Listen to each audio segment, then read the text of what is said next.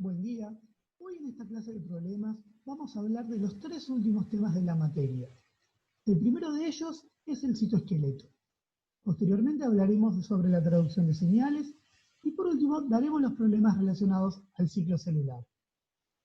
El citoesqueleto es un conjunto de componentes fibrilares presentes en la matriz citoplasmática de las células eucariotas. Este forma un entramado tridimensional de proteínas que provee soporte interno en las células. Organiza las estructuras internas e interviene en los fenómenos de transporte, tráfico y división celular. Consta de tres tipos de proteínas. Por un lado tenemos los microtúbulos, tenemos también los microfilamentos y por último tenemos los filamentos intermedios. Cada uno de estos está dispuesto de una forma ordenada, distribuida en base a las funciones que cumple. Uno de los componentes del citoesqueleto son los microtúbulos. Estos se pueden clasificar en estables, presentes en los cilios y los flagelos, o en dinámicos o cambiantes, que se encuentran en el citosol. Los microtúbulos dinámicos participan tanto en la segregación de las cromátides de la célula durante la división, como en el movimiento de orgánulos como en las mitocondrias, lisosomas, pigmentos, gotas de lípidos, entre otros. Los microtúbulos también funcionan como vías para el tráfico vesicular, desde y hacia el centro de la célula. También se sabe que los microtúbulos le dan forma a orgánulos, como el aparato de Golgi y el retículo endoplasmático. En las células animales, la configuración de los microtúbulos está organizada a partir de un centrosoma, en el centro de la misma, y a partir de este surgen los microtúbulos que se extienden hasta los extremos más distales de las células. Esta organización establece un sistema general coordinado que permite el posicionamiento diferencial de los orgánulos y el correcto funcionamiento celular. Los microtúbulos son estructuras cíclicas semirrígidas, alargadas, con un diámetro uniforme en toda su longitud. Están formados por una proteína dimérica llamada tubulina, que a su vez está formada por una subunidad alfa y una subunidad beta. Del estudio tridimensional de su estructura, se revela que los microtúbulos están constituidos por 13 subunidades globulares.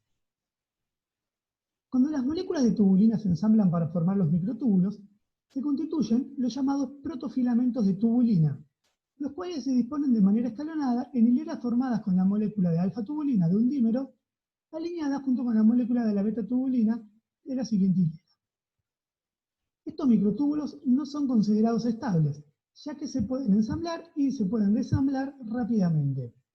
La polimerización requiere de la hidrólisis de GTP, de una concentración crítica del dímero de tubulina y de un centro de organización de microtúbulos, o centro organizador, a partir del cual se produce la polimerización. La concentración de dímeros de tubulina que hay normalmente en el citosol no es suficiente para la formación espontánea de microtúbulos. En los centros organizadores de microtúbulos, donde comienza la polimerización de un nuevo microtúbulo y donde suelen quedar anclados sus extremos negativos, la concentración del dímero es suficiente como para que comience la polimerización. Aparte, estos centros contienen complejos moleculares denominados anillos de gamma-tubulina, que son estructuras circulares que actúan como moldes sobre los cuales se inician los nuevos microtúbulos. Los filamentos de microtúbulos tienen una polaridad, es decir, tienen un extremo que se denomina extremo negativo, que está hacia el centrosoma, mientras que tiene un extremo positivo que está hacia el lado contrario. Hay proteínas que se asocian a los microtúbulos y se desplazan por ellos hacia el extremo positivo o hacia el extremo negativo, dependiendo de la proteína. Estas proteínas son denominadas proteínas motoras. Y hay dos familias. Por un lado tenemos las kinesinas, que se desplazan hacia el extremo positivo. Y por el otro tenemos a las dineínas, que lo que hacen es se desplazan hacia el extremo negativo. Ambas familias de las proteínas tienen dos estructuras globulares y una cola. La zona globular une ATP e interacciona con los microtúbulos en una orientación determinada, mientras que las colas se unen a las cargas que han de transportar. La hidrólisis del ATP en las zonas globulares provoca el cambio estructural de la proteína y el desplazamiento a lo largo del microtúbulo, permitiendo así el transporte intracelular. Otras funciones que se le atribuyen a los microtúbulos es el movimiento de cilios y flagelos. Los cilios y los flagelos son estructuras que se proyectan desde las células, contienen microtúbulos y están limitados por la membrana plasmática. Las células utilizan estos ápices para desplazarse, para remover el medio que los rodea o como estructuras sensoriales. Los cilios son más cortos que los flagelos, más numerosos y se mueven de una manera en la que empujan el líquido en una dirección paralela a la superficie de la célula. Por otro lado, los flagelos mueven el líquido que les rodea en una dirección perpendicular a la superficie de la célula, lo que es utilizado como fuente impulsora para la movilidad de la misma. Los cilios y los flagelos son estructuras complejas con más de 250 proteínas diferentes. Ambos contienen un andamiaje central de microtúbulos llamado axonema, que consta de 9 pares de microtúbulos exteriores rodeados a un par central. Esta estructura se describe como 9 por 2 más 2, ya que contiene 9 pares exteriores y un par central. El axonema crece a partir del cuerpo basal, que tiene las mismas estructuras que los centriolos, es decir, 9 tripletes de microtúbulos formando un tubo hueco. Según la nomenclatura descrita recién, serían 9 por 3 más 0. Las parejas de microtúbulos externos del axonema están conectados entre sí por las proteínas nexinas, que funcionan como una cinta elástica y por medio de radios proteicos o espinas radiales que la unen con la vaina interna que contiene el par central de microtúbulos. Los pares externos de microtúbulos presentan unos brazos formados por dineína, que se dirigen hacia el par adyacente. Estas forman un brazo interno y un brazo externo que son curvos y acaban en una cabeza globular. Los brazos están espaciados a lo largo del microtúbulo. La atracción generada por esta dineína genera el movimiento de los cilios y los flagelos. Es decir, que es esta la proteína encargada de traccionar los microtúbulos de forma diferencial y coordinada. Esto produce el movimiento característico de estos ápices. Este movimiento conlleva el consumo de energía. Con este repaso en mente, vamos a ver el problema 13. La siguiente imagen de microscopía electrónica muestra un corte transversal de un flagelo eucariota. En el inciso 1, asigna a cada estructura indicada de la figura uno de los siguientes componentes. Por un lado tenemos microtúbulo A, tenemos una vaina interna, tenemos un microtúbulo B, tenemos nexina, tenemos brazo externo de la dineína, tenemos la espina radial, tenemos el brazo interno de la dineína, y tenemos un par central de microtúbulos. Vamos a ir viendo en orden que aparecen en la figura.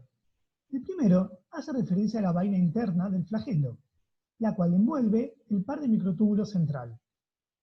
La segunda hace referencia a la espina radial, que une la vaina interna con los microtúbulos exteriores, particularmente con los microtúbulos A.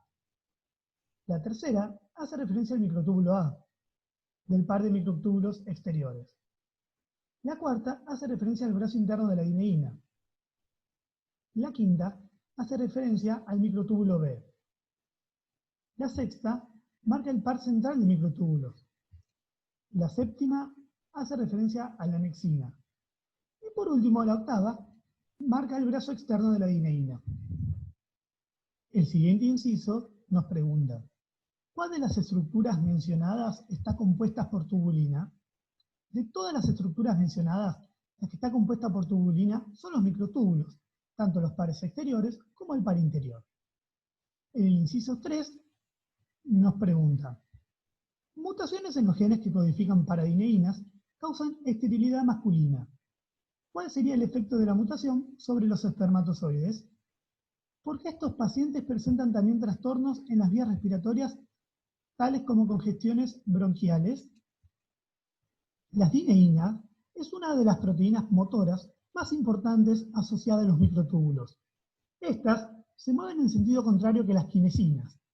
Las kinesinas van desde el centrosoma hacia los límites celulares, mientras que las dineínas van desde los límites celulares hacia el centrosoma. Es decir, se mueven hacia el extremo negativo del microtúbulo, lo cual es clave en el transporte retrógrado de sustancias en la célula, y también participan en el movimiento de cilios y flagelos. Una mutación en dicho gen tendría consecuencias en la movilidad del flagelo en los espermatozoides, y este problema de movilidad se asocia frecuentemente con la esterilidad masculina. Los espermatozoides, con movilidad reducida, no pueden responder a la atracción química generada por el óvulo, es decir, no pueden realizar quimiotaxis, que orienta el espermatozoide hacia el óvulo en un mamífero para que se produzca la fertilización del mismo. Los flagelos y si los eucariotas son idénticos en estructura, sin embargo, su patrón de movimiento es diferente. En cualquier caso, ambos necesitan de DNA funcional a lo largo del esqueleto del microtúbulo. Por tanto, y dada la función de los cilios en el tracto respiratorio como barrera defensiva a la entrada de microorganismos, estos pacientes pueden presentar infecciones respiratorias recurrentes. El último inciso dice: ¿por qué el tratamiento de un hombre de cáncer con Taxol, una droga que estabiliza los microtúbulos polimerizados, inhibe la proliferación de las células cancerosas y disminuye la cantidad de espermatozoides producidos por los testículos, pero no afecta la movilidad de los mismos? Justifique cada uno de los tres casos. El Taxol es una de muchas drogas citoesqueléticas que actúa sobre la tubulina, uniéndose a las unidades beta. A diferencia de otras drogas que se unen a la tubulina e inhiben el ensamblaje de los microtúbulos, por ejemplo, la colchicina, el Taxol estabiliza el microtúbulo polimerizado y lo protege de su despolimerización. De esta manera, las células tratadas con Taxol tendrán defectos en procesos que involucren la despolimerización de los microtúbulos, entre ellos la segregación cromosómica y la división celular. Es decir, que el tratamiento con Taxol bloquea la mitosis, pero no afecta la movilidad de los flagelos. Así, los pacientes tendrán menos espermatozoides porque se bloquea la división celular, pero aquellos pocos espermatozoides serán móviles.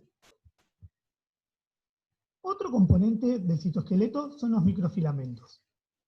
Los microfilamentos están presentes en la mayoría de las células eucariotas, tanto animales como vegetales. En algunas células son abundantes, como las células musculares, células nerviosas y células epiteliales, particularmente del epitelio escamoso estratificado. Los microfilamentos están constituidos por actina. Cabe resaltar que hay dos variantes de actina. Por un lado tenemos la actina alfa y por otro lado tenemos la actina beta. La actina beta aparece en la mayoría de las células animales. La actina alfa se encuentra principalmente en el músculo. La actina es una proteína citosólica muy abundante, que representa aproximadamente el 10% de las proteínas citosólicas totales. Esta tiene un peso molecular de 41.800 Dalton y es una proteína globular. Siempre está asociada a un catión que estabiliza la conformación globular y a una molécula de ATP, cuyo fosfato terminal se hidroliza cuando la actina G polimeriza y se convierte en actina F, que forma el microfilamento.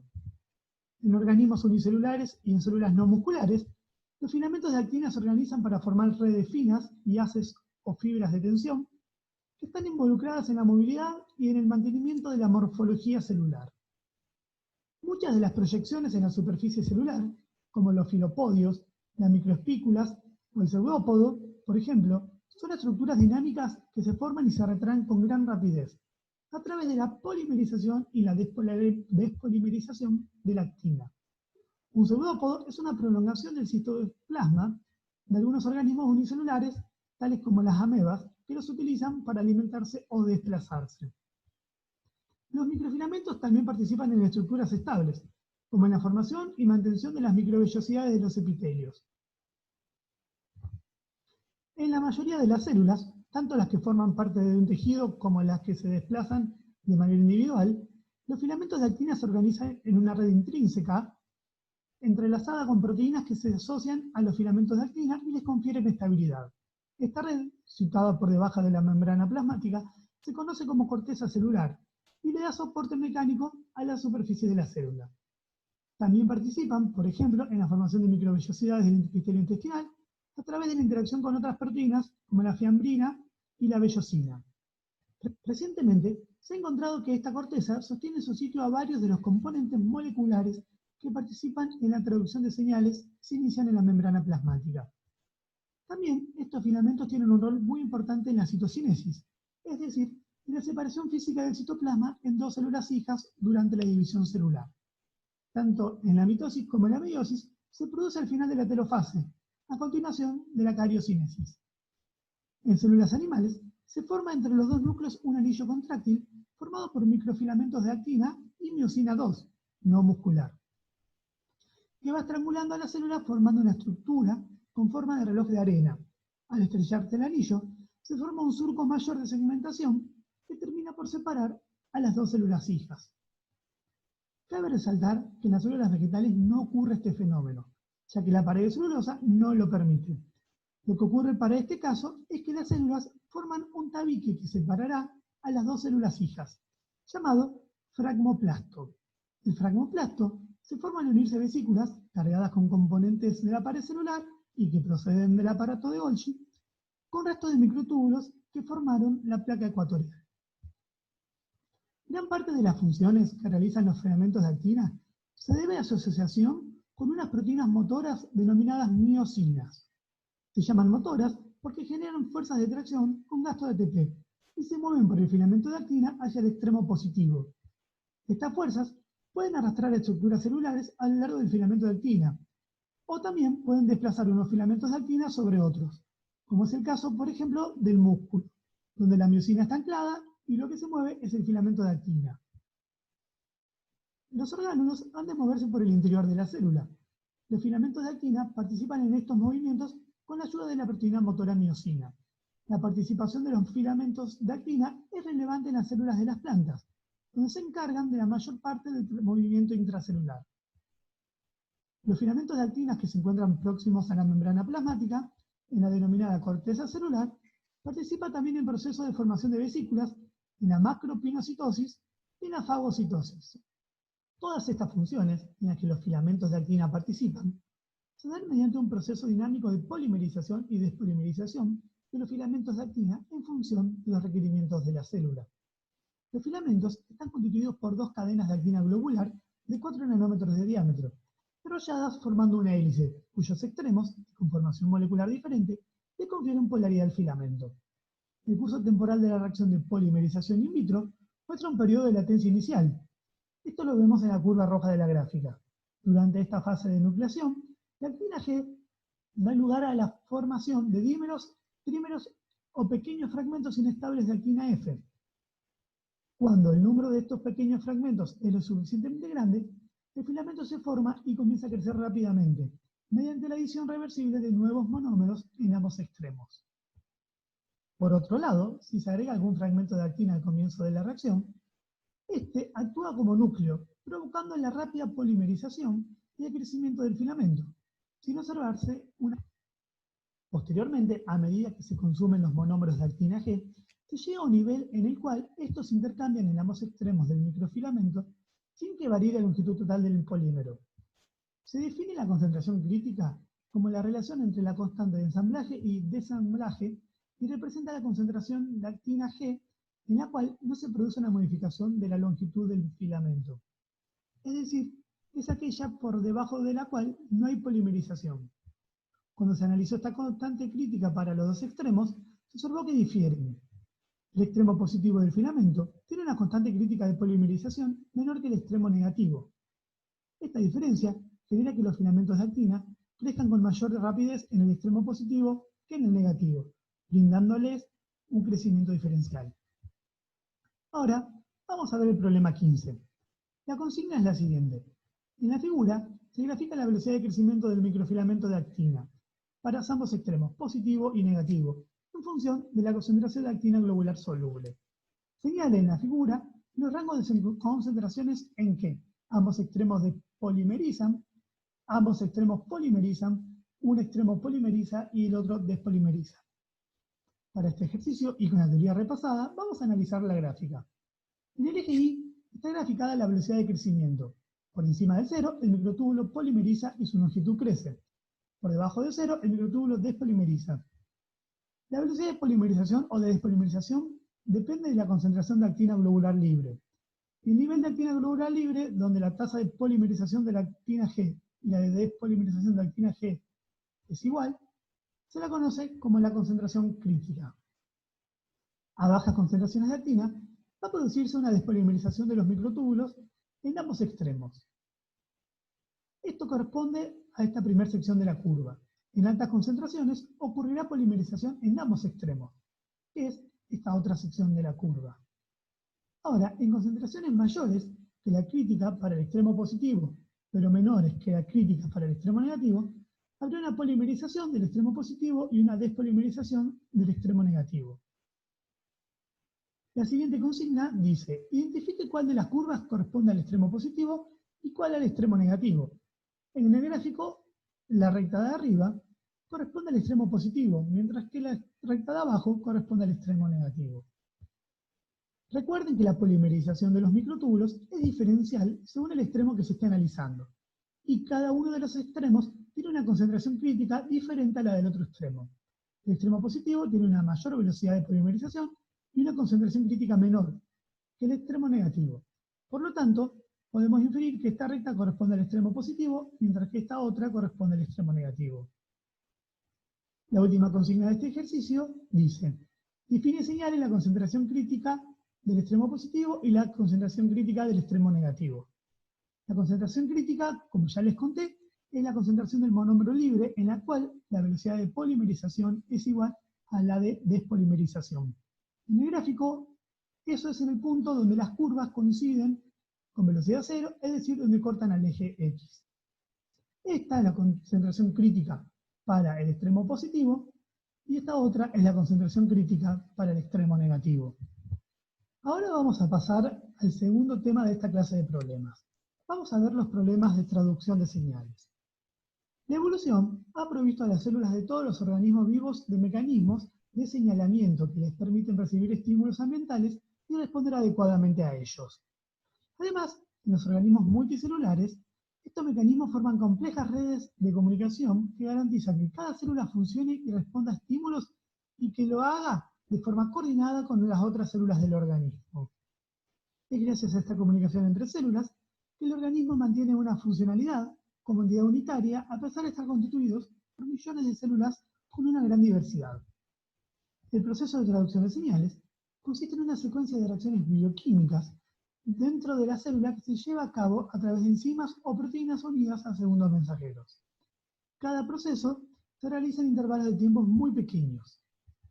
En muchos procesos de traducción de señales, la cantidad de cada intermediario de la secuencia está en aumento a medida que la cascada de señalización progresa, lo que resulta en la amplificación de la señal, es decir, que un pequeño estímulo provoca una gran respuesta celular. A través de esta señal amplificada, las vías de señalización regulan múltiples funciones celulares, en especial la expresión o la inhibición de genes. Así, las células modulan todas sus funciones, desde las más generales como la replicación, el crecimiento, la diferenciación, la maduración o la apoptosis, hasta otras funciones más específicas del tejido de la célula, como por ejemplo la contracción muscular, la secreción de hormonas o la meiosis. En bacterias y otros organismos unicelulares, los procesos de traducción de señales le permiten a las células responder a las influencias del medio ambiente que los rodea. Las células que forman los organismos multicelulares responden a una gran cantidad de estímulos químicos, como por ejemplo a los neurotransmisores, a las hormonas y a los factores de crecimiento, que son producidos por las propias células del organismo. Aunque también hay otros estímulos que alcanzan a las células a través del medio interno, pero proceden del exterior, como por ejemplo el oxígeno, una gran cantidad de nutrientes, estímulos olfativos o estímulos gustativos, que generan respuestas específicas en ciertos grupos celulares. En el extremo final de la cadena de transducción se encuentran las maquinarias celulares responsables de generar las respuestas. Cada tipo celular presenta maquinarias efectoras específicas, de tal forma que las señales generadas en la cascada de traducción de dos más estímulos, aun siendo idénticos, activa en cada tipo celular una respuesta distinta. En resumen, se puede dividir a la traducción de señales en tres grandes pasos.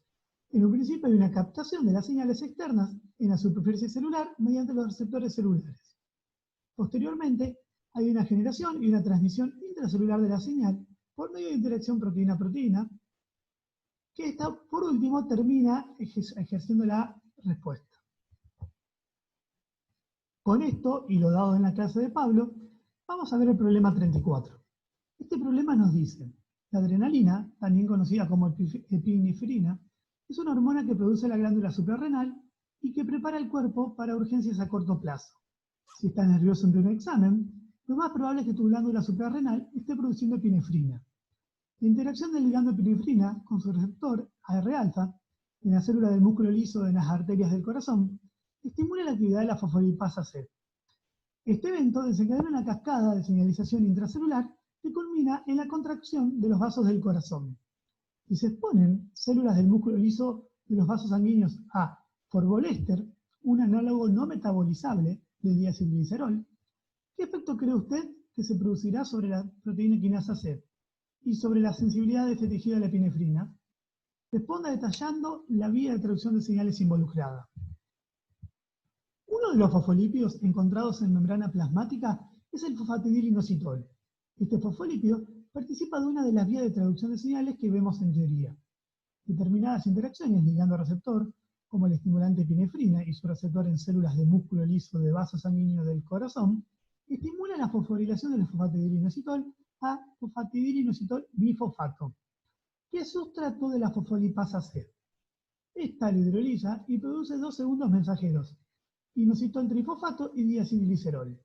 El diacilglicerol, entre otras cosas, activa una proteína serina treonina quinasa, llamada proteína quinasa C o PKC, que fosforila varias proteínas de la célula, como por ejemplo la fosfatasa de la cadena liviana de miosina, que es inactivada y así la cadena liviana de la miosina queda activa para la contracción muscular. Como ven, la epinefrina estaría mediando la contracción de los vasos en el corazón. Esta, a través de otros receptores, también va a generar contracción del propio músculo cardíaco y esquelético. Todo forma parte de la respuesta de huida o de pelea. De esta manera, el diacilglicerol tiene un papel muy importante en el efecto de esta cascada de traducción de señales.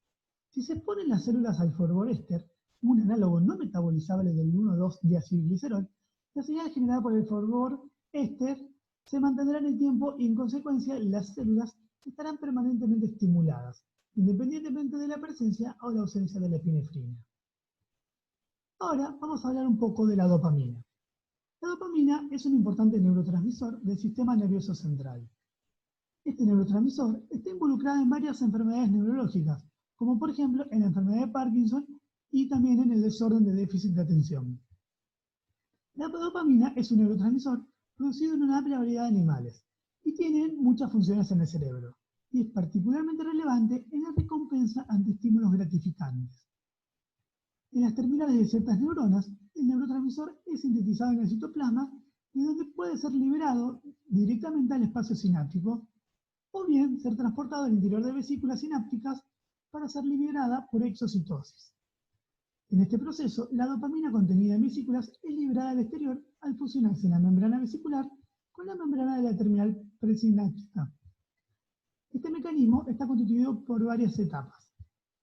La mayor parte de las vesículas sinápticas que contienen el neurotransmisor no están libres en el citoplasma, sino que se encuentran unidas al citoesqueleto mediante la interacción de proteínas presentes en la membrana de la vesícula con proteínas del citoesqueleto. Cuando un potencial de acción alcanza la terminal nerviosa, el cambio en el potencial de membrana activa canales de calcio. El gradiente electroquímico que se genera por la entrada de estos iones de calcio, en conjunto con las calmodulinas, activa las quinasas que fosforilan a las proteínas de anclaje de estas vesículas con dopamina, produciendo una disminución de la fuerza de unión de las vesículas sinápticas al citoesqueleto, lo que facilita así su transporte a la zona activa y su liberación en la zona sináptica. El transporte al interior de la neurona constituye el principal mecanismo para la terminación de la transmisión sináptica. Una vez liberada del espacio sináptico, la dopamina se une a receptores pre- y postsinápticos. Aunque existen enzimas extracelulares que la catabolizan, la terminación del efecto del neurotransmisor se debe principalmente a la captura del mismo por las propias terminales nerviosas que la liberaron mediante un sistema de transporte activo de monoaminas. A su vez, existe una autorregulación de este fenómeno. Hay una interacción de la dopamina con ciertos receptores presentes en la terminal que regula tanto su síntesis y su liberación. Con esto vamos a resolver el problema 35, que dice: la dopamina es un neurotransmisor que actúa como ligando de receptores asociados a proteína G. En el proceso normal de comunicación, una neurona libera dopamina en la sinapsis. Allí la dopamina se une a receptores de membrana de la neurona adyacente. Una vez enviada la señal, la dopamina es eliminada de la sinapsis y es reciclada para volver a usarse en el futuro. La acción estimulante de la cocaína deriva de su capacidad para inhibir la recaptación de la dopamina en la sinapsis del sistema nervioso central. Responda: ¿qué tipo de comunicación celular está involucrada en este caso? Con respecto al tipo de comunicación celular que está involucrado en este caso, podemos decir que se trata de una señalización parácrina, es decir, que la célula emisora de la señal actúa sobre células dianas que se encuentran próximas. Un ejemplo claro de señalización parácrina es justamente la señalización sináptica, que se da en las neuronas, y es por ella que las células nerviosas transmiten sus señales. El inciso B nos pide un esquema y pide que indiquemos los principales elementos involucrados en cada una de las células involucradas. Esta pregunta ya más o menos está resuelta en la introducción al problema. Dentro de los componentes principales de esta comunicación celular encontramos las vesículas con dopamina, los receptores de dopamina de la célula diana, los transportadores encargados de reinternalizar la dopamina liberada y la dopamina en sí. La siguiente pregunta nos dice, ¿qué etapa de la vía de señalización mediada por dopamina afecta a la cocaína? Se ha mostrado que la cocaína, la anfetamina, la morfina y la nicotina incrementan la transmisión dopaminérgica en áreas cerebrales límbicas involucradas con la emotividad. En el caso de la anfetamina y la cocaína, los efectos se ven en un aumento de los niveles de dopamina. La cocaína bloquea la recaptura de la dopamina y de otras aminas biogénicas, como la noradrenalina y la serotonina. Durante el proceso normal de comunicación de las neuronas, estas liberan dopamina dentro de la sinapsis, la que se une a receptores de dopamina de las neuronas adyacentes. Luego actúa una proteína especializada, llamada transportador de dopamina, que recicla la dopamina devolviéndola a la neurona transmisora. En caso de que este transporte esté inhibido, el nivel de dopamina permanecerá alto, lo que magnifica o exagera los efectos placenteros propios de la señalización por dopamina.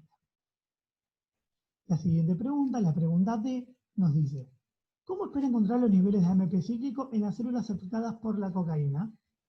La activación de los receptores de dopamina en las células postsinápticas activa la adeninato ciclasa, con la consecuente generación de AMP cíclico. Entonces, la presencia de cocaína resulta en una hiperactivación de la vía de señalización de dopamina, lo que conlleva a mayores niveles de AMP cíclico. La pregunta E nos dice, ¿este cambio en los niveles de AMP cíclico qué efectos moleculares producirá? Bueno, el aumento de los niveles de AMP cíclico activa la proteína quinasa A, PKA.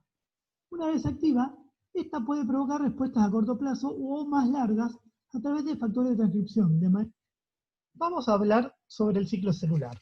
El ciclo celular es un conjunto ordenado de sucesos que conducen al crecimiento de la célula y a la división en dos células hijas.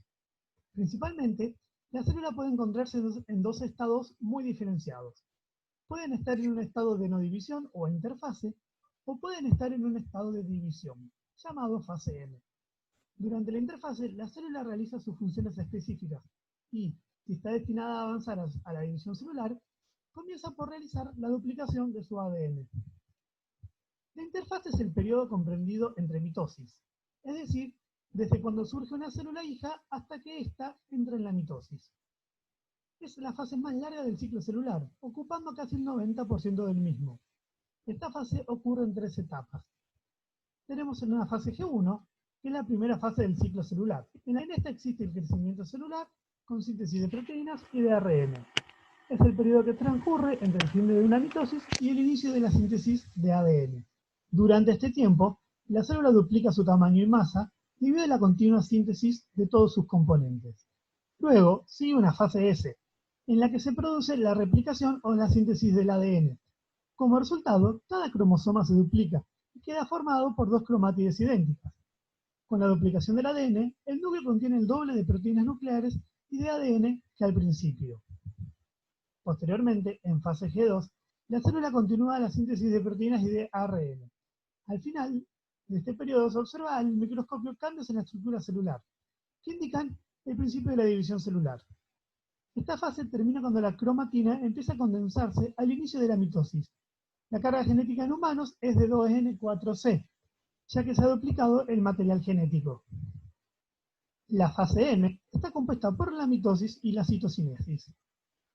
La fase M es la división celular en la que la célula progenitora se divide en las dos células hijas idénticas. Esta fase incluye la mitosis y a su vez está dividida en profase, metafase, anafase, telofase. Y por último ocurre la citocinesis, que se inicia ya en la anafase mitótica con la formación del surco de segmentación. El ciclo celular es regulado tanto por señales extracelulares como intracelulares. Experimentos con levaduras demostraron que el crecimiento y la división celular están coordinados. Si el ciclo celular ocurriera en tiempos prefijados y no estuviera coordinado con el crecimiento de la célula, como en la figura superior, se esperaría que en la ausencia o restricción de nutrientes, el tamaño de la célula disminuyera en cada división. Sin embargo, esto no sucede. Las células mantienen su tamaño a lo largo de las generaciones debido a su capacidad de modular la duración del ciclo celular. En este caso, la restricción de nutrientes inducen el alargamiento de la fase G1. En organismos multicelulares, múltiples señales extracelulares regulan la proliferación y la apoptosis celular. Estas están mediadas por hormonas, como por ejemplo la prolactina, y por factores parácrinos, como los factores de crecimiento. Existen tres principios generales del ciclo celular. Por un lado, la unidireccionalidad, es decir, que es una secuencia temporal de eventos encadenados que se dan en un único sentido. Por otro lado, tenemos la adaptabilidad, ya que el ciclo celular se adapta a las variaciones de las condiciones ambientales. Y por último, está la robustez, es decir, que mantiene la fidelidad del proceso frente a perturbaciones. Diversos mecanismos de control o checkpoints aseguran que la transición de una fase a la siguiente ocurra en las condiciones óptimas. Estos checkpoints son mecanismos de switch o de todo o nada y controlan tres transiciones críticas del ciclo. Por un lado, controlan la transición de la fase G1 a la fase S, en la cual ocurre la duplicación del ADN. Por otro lado, regulan la transición de la fase G2 a la fase M, en la cual ocurre la formación del uso mitótico. Y por último, controlan el pasaje de la metafase a la anafase durante la mitosis. Allí ocurre la distribución de los cromosomas. Hay complejos de quinasas dependientes de ciclinas fusionadas con ciclinas que controlan los principales eventos de cada fase. Estos complejos trabajan en cooperación para regular el ciclo celular, fosforilando serinas y treoninas de proteínas diana para desencadenar distintos eventos en la célula. Los niveles de expresión de las diferentes ciclinas varían de manera periódica durante el ciclo celular. La actividad de estos complejos está regulada por numerosos mecanismos que le proveen a la célula información sobre el medio extracelular, sobre la presencia de daños en los componentes celulares o sobre la correcta terminación de etapas anteriores del ciclo. Por ejemplo, la presencia de un ambiente extracelular favorable estimula el progreso del ciclo celular, mientras que el daño en el ADN lo detiene. Vamos a resolver el problema 39. El enunciado nos dice: las proteínas quinasas agregan un grupo fosfato a sus proteínas blanco, acción que se denomina fosforilar. Estas se dividen en serin, treonin quinasas y tirosin quinasas, dependiendo del tipo de aminoácido al cual fosforilen. El factor promotor de la mitosis, MPF, es un complejo compuesto por ciclina B junto con CDC2 o CDK1 y posee actividad del tipo serin, treonin quinasa. Además del control de la actividad quinasa de las CDKs, dado por la aparición y desaparición periódica de las ciclinas, existe un nivel adicional de control dado por un mecanismo alternativo que consiste en la fosforilación en tirosinas de las unidades CDC2 de MPF, tal cual se esquematiza en la parte central de la siguiente figura. Un aminoácido crítico de CDC2 es la denominada tirosina 15, abreviada como I15, el cual es fosforilada por la quinasa de tirosina WEE1 y desfosforilada por la fosfatasa de tirosina CDC25. El balance entre las actividades de estas dos proteínas determina el estado de fosforilación en I15 en CDC y por ende la actividad del complejo MPF. Para estudiar la completa regulación de MPF, se utilizan extractos de ovocitos de rana. Dichos extractos, la quinasa WEE1 está activa y la fosfatasa CDC25 está inactiva. La pregunta es: ¿cómo será la actividad de MPF en estos extractos de ovocitos? ¿Alta o baja? Como les nombré anteriormente, uno de los pasos regulados es la entrada a la mitosis, que está regulado por el factor promotor de la maduración MPF. En este proceso interviene la ciclina B en vertebrados. Sucede que la ciclina se encuentra inhibida por fosforilación mediante la proteína WEE1 en una tirosina Y15. Y a su vez se encuentra fosforilada en el sitio activador T161, el cual es fosforilado por la quinasa CAK. En este estado, la CDK tiene muy baja afinidad por el sustrato y es inactiva. A finales de la fase G2, se activa una serin-treonin-fosfatasa llamada CDC25, que remueve el fosfato inhibidor y permite el aumento de su actividad. Lo que ocurre en los extractos de ovocitos es que WEE1 está más activa que CDC25. Por lo tanto, I15 estará fosforilado y la actividad del complejo MPF será baja. El agregado de ácido ocadaico, OA, un potente inhibidor de las fosfatasas de tipo serina-treonina, es usado como método para lograr una rápida activación del MPF. Es importante destacar que, así como la actividad del MPF es regulada por fosforilación, también lo es la actividad del CDC25. Usando anticuerpos específicos para cada componente, se puede analizar el estado de fosforilación de cada molécula en los extractos siguiendo la movilidad electroforética de los mismos en genes SDS y revelando con anticuerpos respectivos. Nota: las proteínas fosforiladas normalmente corren más despacio que sus versiones no fosforiladas. Los efectos del agregado de OA se muestran en la figura. La pregunta 2 nos dice: ¿podría decir si la proteína CD25 está fosforilada o no? ¿En qué tipo de aminoácido? El ácido ocadaico es inhibidor de serin-treonin-fosfatasas. Estas enzimas se encargan de quitar el grupo fosfato presentes en los residuos de serina o de treonina. Cuando analizamos la migración de las proteínas CDC25, vemos que estas migran menos en presencia del ácido OA. Sabiendo que las proteínas fosforiladas tienen una menor migración que su versión sin fosforilar, podemos decir que CDC25 estaría fosforilada en presencia del ácido, en algún residuo de serina o de treonina. La pregunta 3 dice: indique cuál de las dos formas, activa o inactiva, corresponde a la proteína CDC25 fosforilada y márquela en el esquema de modo tal de ubicar la actividad quinasa y la actividad fosfatasa que actúa sobre ella. Sabiendo que la fosfatasa CDC25 elimina el fosfato presente en la tirosina I15 y esto activa CDC2, podemos inferir que en la condición del gen donde el complejo CDC2 tenga una mayor migración, corresponderá con la C25 activa. Esto ocurre en presencia de OA. A su vez, el enunciado dice que el OA activa el complejo MPF. Esto implica que la fosfatasa CDC25 está más activa. La pregunta 4 nos dice: ¿cómo puede ser que el OA causa un aumento en la fosforilación de CDC25, pero una disminución en la fosforilación de CDC2? Precisamente, en presencia de AO, inhibidor de serin-treonin-fosfatasas, la fosfatasa CDC25 está fosforilada y activa. La actividad de CDC25 es de tirosin-fosfatasa. Esta no se ve afectada por el OA. Y como se dijo antes, cuando la CDC25 está más activa que WEE1, la tirosina I15 de CDC2 queda desfosforilada y por lo tanto MPF resulta activo. En las células encontramos dos complejos de ubiquitinación, el SCF y la APC/C. Estos controlan transiciones irreversibles y la unidireccionalidad del ciclo. El complejo APC, también conocido como ligasa de ubiquitinas, se activa por fosforilación y por la unión de los cofactores CDC20 y CDH1 durante la mitosis. CDC20 y CDH1, además, determinan la especificidad de los sustratos. APC reconoce motivos específicos, llamados degrones, en las ciclinas de la fase S y la fase M, y median su degradación por vía de la ubiquitina.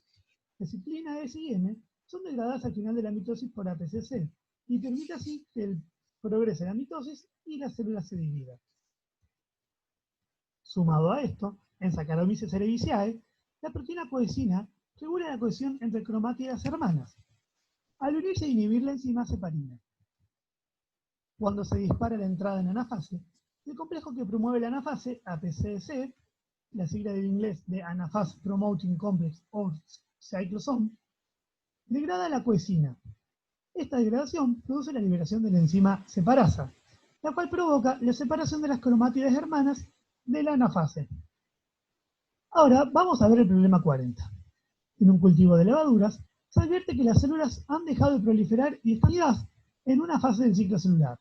Estos investigadores reparan que el cultivo original contenía células mutadas en el gen que codifica para la ligasa de ubiquitinas, que reconoce una secuencia de aminoácidos en la región amino terminal de la ciclina CLB1, equivalente a la ciclina B en vertebrados. El inciso A nos pregunta en qué fase del ciclo celular están detenidas las células de levadura. Justifique su respuesta. La ligasa de ubiquitinas de la ciclina de fase M, CLB1 en levaduras, ciclina B en vertebrados, se denomina APC. El APC promueve la ubiquitinación y la degradación de las ciclinas de la fase M, evento necesario para que progrese la mitosis y la célula se divide. En una célula deficiente de la ligasa APC, esto no ocurrirá y la célula quedará arrestada en metafase, ya que no puede progresar hacia la anafase. La pregunta B nos dice, ¿qué consecuencias tendrá la mutación para el cultivo de levaduras? Lo que ocurrirá es que el cultivo de levaduras evolucionará hasta que todas las células lleguen a la metafase, en donde quedarán arrestadas. La pregunta C nos dice, ¿qué tipo de ciclinas son degradadas por medio del proceso de poliubiquitinación proteasoma? Las ligasas de ubiquitinas APC degradan ciclinas del tipo B, que son las que poseen un box de degradación en el extremo N-terminal, reconocido por el APC. En la teoría, damos el ejemplo de las ciclinas de la fase M. El último inciso, el inciso D, nos dice, ¿qué otra función tiene la ligasa de ubiquitinas que es importante para la entrada en anafase? Describa el mecanismo. Como ya les dije, además, el complejo APC activa el sistema segurina separasa, el cual degrada las coenzinas que mantienen unidas las cromátidas. En ausencia de APC, las células quedarán detenidas en una metafase tardía por no poder romper las uniones entre cromátides. Bueno chicos, me queda para resolver los problemas 14 de ciclo celular, los problemas 36 de traducción de señales y los problemas 37, 38 y 41 de ciclo celular.